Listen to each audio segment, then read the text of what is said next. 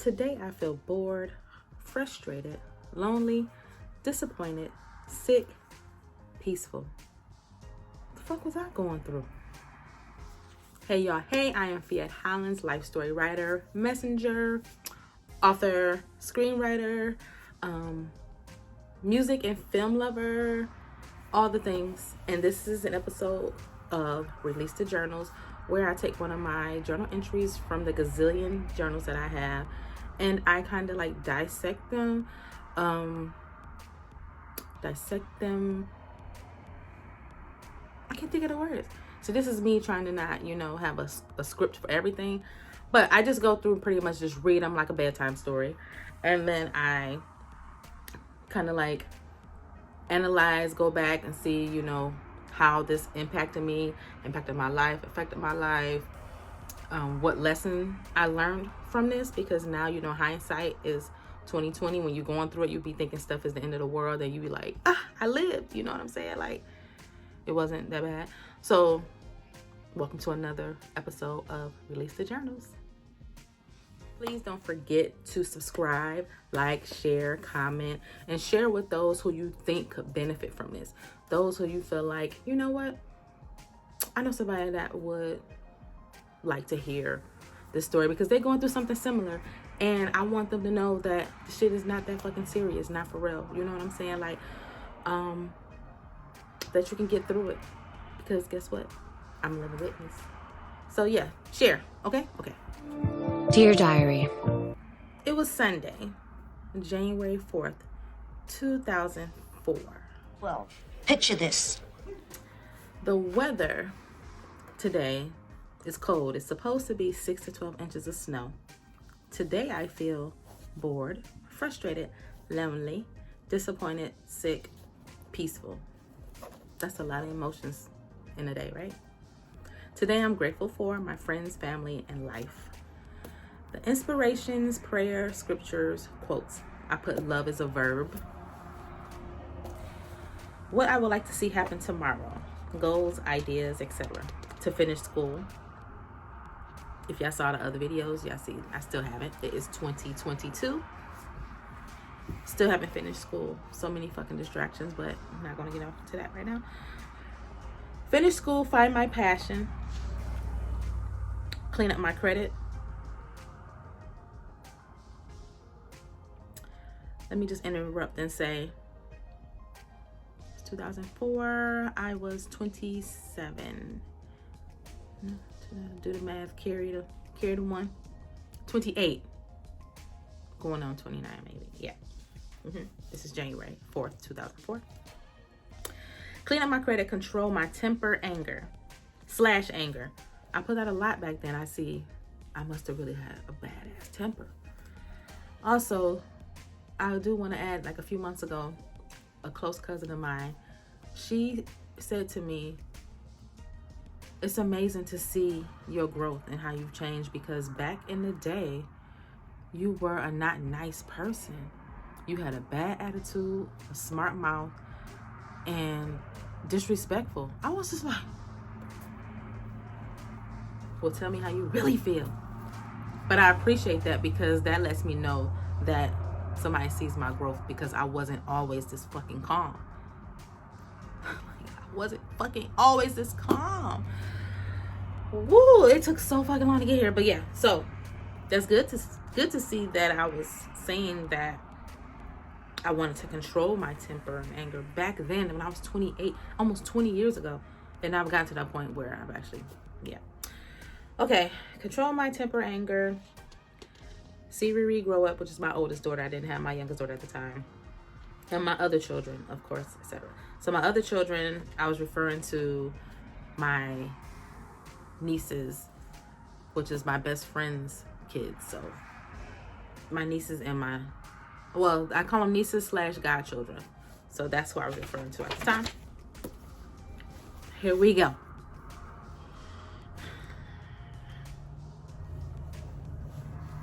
Today, it's funny because when I read this, I never know what voice I'm going to use. It just, whatever comes up, comes out. Okay.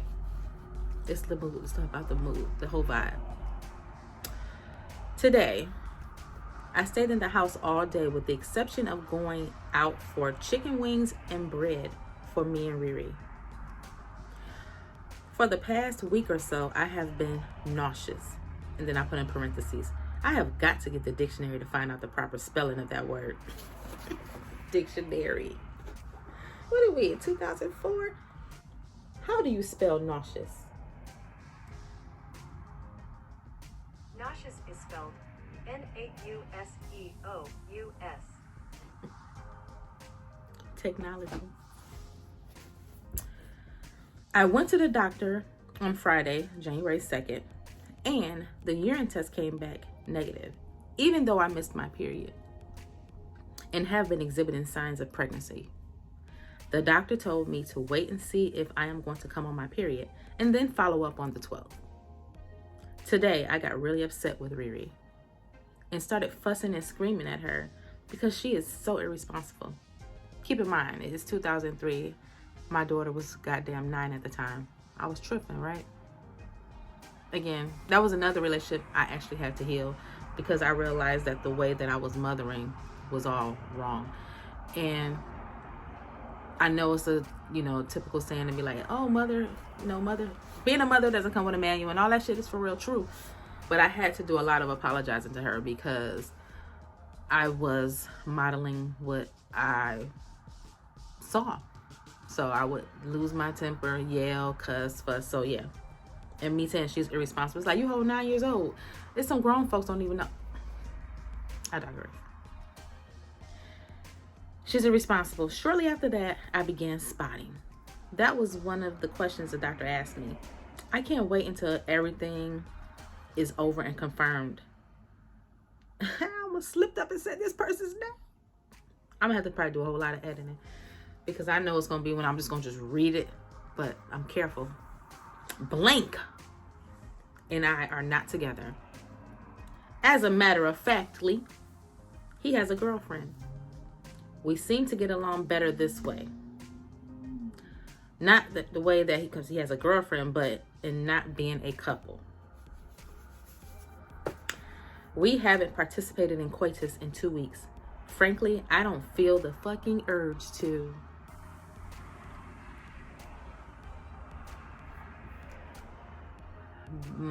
Context.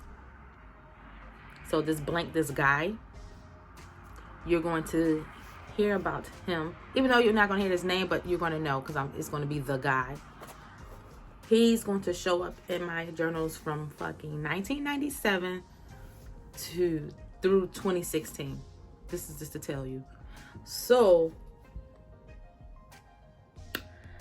why this is relevant is because I mentioned in the other video that I would pretty much subject myself to or allow myself to get in relationships or being in relationships where I was an option. Never a priority. Because I was telling myself like, okay, I'm a commitment phobe. I'm a commitment phobe because, I don't trust people. And so I don't want to be in a relationship anyway because that's just too much responsibility. So I'm okay with just being someone's side chick because then I don't have to fully show up and really, not only do I not show up, but then I won't get for real hurt because I'm not giving you my all anyway because I really don't trust you because I know that you ain't about shit because I was taught that people ain't shit. So you're not going to hurt me. If anything, I'm going to hurt you before you hurt me. So this is how the situation is going to be. We all have needs that need to be met. Yes, we have, we are hardwired for connection and all that good stuff. How to the ever. I'm not going to allow you to get too close to me because you're not to be trusted. So that's why it's important because it's like, this is 2004. I started messing around with this guy in 1997. This is 2004. So 1997, 2004. Even though there was a time period within there, in that time period where I did not mess around with him for about maybe 3 years, but we were in communication. But you'll see why that's relevant later. That might be in a later video because that's not relevant right now. Kind of, but whatever. So that's the context, is that I was quick to just be like, oh no, we ain't gotta be in a relationship. We can just do what we do. We can hang out sometimes, blah, blah, blah. But we're not about to be serious because, you ain't be trusted. And, I ain't got time. I'm a commitment phobe anyway. And so that's just the kind of shit that I was accepting in my life. That's context. Update. Auntie Flo came to visit on Monday, January 5th, 2004. Yay. And I actually drew out a girl, like a stick figure with some pom-poms and all of that. I'm going to put the picture somewhere. Crazy. So I gave y'all some context already. The impact this has had on my life has been devastating. I can think of a word. For real, devastating, because this person, I actually feel like I had a legit soul tie to. I actually wrote, my third book is about this person. That I had this strong soul tie to this person. So much, in fact, that we had gone on and had other relationships with other people. I had gotten married, he had gotten married, I had gotten divorced, he was still married. I was seeing other people, he was still married, and we were still dealing with each other. It didn't matter if I would, like, for years, well over 10 plus years, probably longer than that. I would hear from this person at least once a year. He called me every year for my birthday, every single year, like clockwork. He would always call my grandmother's house, because my grandmother had the same number since 1974. He would call my grandmother's house, and my grandmother even be like, no, she's married now, stop calling. And I'd be like, girl, don't do that. Like, I ain't asked you to do that, grandma. But so the impact in my life, because it got to the point where I was just like, why am I accepting this though? Why am I saying to myself that I'm a commitment phobe? Excuse me. That I'm a commitment phobe when I low key want a relationship. Why am I pretending like I don't want more from this person when I actually do? And it's because I was trying to act like I didn't care about shit, because of the fact of how I was trained up, and the relationships that I've had, the mistreatment from people that I've been with, like, me being cheated on. So then I would turn around and just cheat on folks. So it was this vicious cycle. So I was just like, deep down, I really want to have this connection with one person. So what is wrong? You know what I mean? What's the issue? So that had a huge impact on my life, because I do believe that there were people that came into my life that were good for me, were good to me. And I sabotaged it. I sabotaged pretty much 99% of my relationships. That's a huge number. That's pretty liberal. I don't think I want to give people that much. Probably not that huge, because I accept my role in the relationships that I had. And for the most part, I did sabotage it. So that's how it impacted my life. So that's the lesson that I got from this. Like, because I do believe things happen for a reason. And so I believe that I had to go through this with this person for that long period of time, because it had to show me that I deserve better. I deserve more. But I have to teach people how to treat me. So if I'm saying to people, oh, you can just reach out to me when when you have time. I know you're married and all. Oh, I know you got somebody and all. Just, when you've done, well, just holler at me. And that tended to carry on throughout my life, because I was not willing to face or be honest that I didn't I didn't want that. But because I really didn't believe that people could be honest and true, I kind of sabotaged that for myself. Does that make sense? Am I healed? If you saw the last video, this is when I said this is one of the two. This one in a possible where I would actually still want to have a conversation. I still want to have a conversation. It would be nice. If not, that's fine too. But there was a point where I felt like it had to happen. It was just like it needed to happen. You know what I mean? But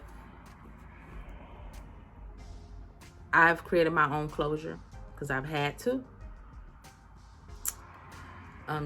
Definitely don't desire or feel the way that I did about this person. That stopped maybe like 5 or 6 years ago. Once I started realizing like, okay, the issue is because you were trained up a certain way and your certain value, you have the values that you have.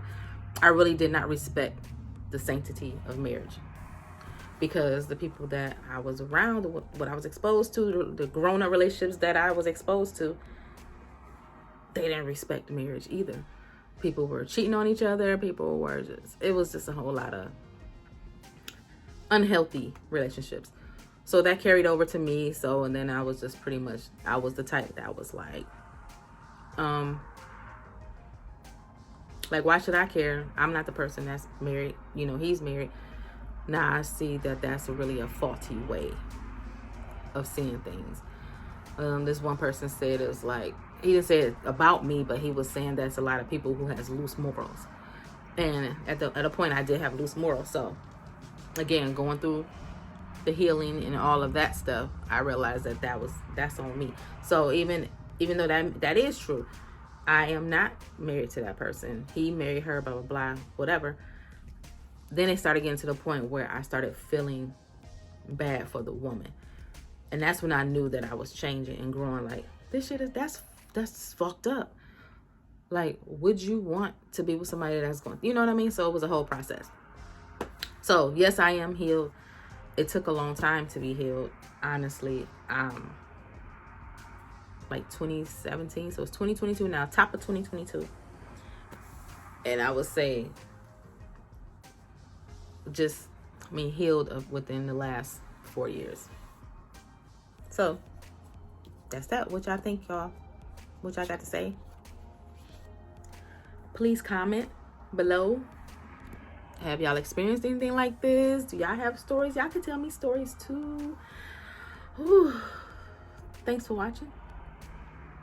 Please comment, like, share, subscribe, share with anyone that you think would benefit from this. Again, I chose to release the journals because I feel like when we share our struggles, when we share our flaws, when we share our triumphs, it just brings us that much closer together and kind of like bridges the gap of loneliness for a lot of us. Okay?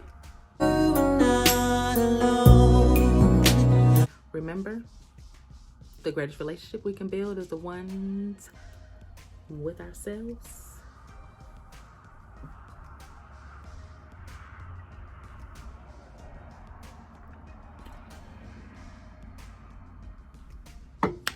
Hear that shit, y'all. Bye.